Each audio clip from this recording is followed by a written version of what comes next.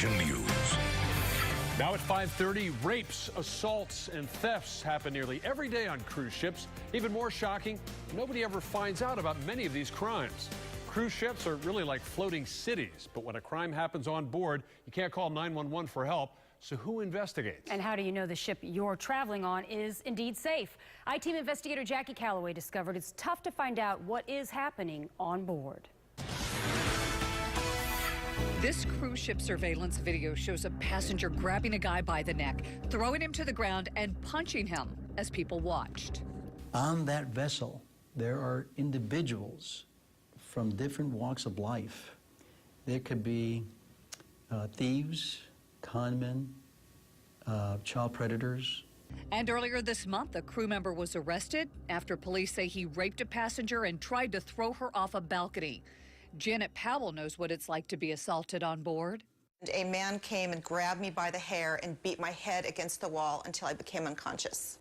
She was traveling with her 2 children. She reported it to onboard security and to police when she docked in Puerto Rico.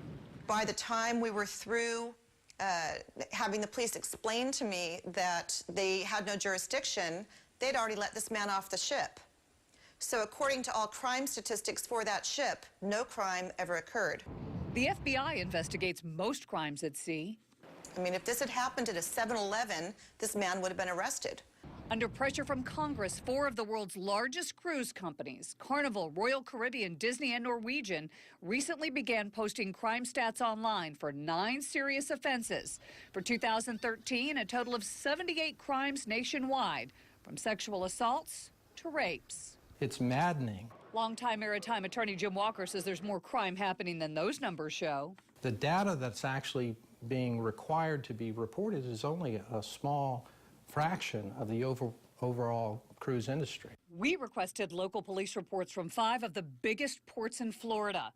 We discovered they've been called in to investigate more than 300 crimes just last year alone. And those were only ships coming in and out of the Sunshine State. For example, the cruise lines reported 14 thefts last year.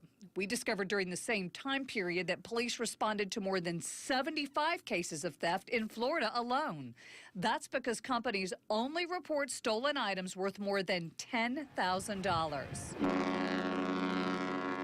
So last summer, when a crew member stole a watch out of a passenger's luggage and another took a Kindle notebook, you didn't hear about it. Cruise lines are required to keep an onboard log of crimes, but as of now, they don't have to release that log to the public.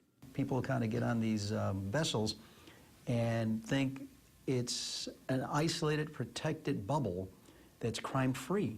What happened to Janet Powell won't stop her from cruising, but she wants to know what's happening on board before she goes. Well, what if it was your wife? What if it was your sister, your mother, your daughter? This can't go on. I'm Jackie Calloway, taking action for you.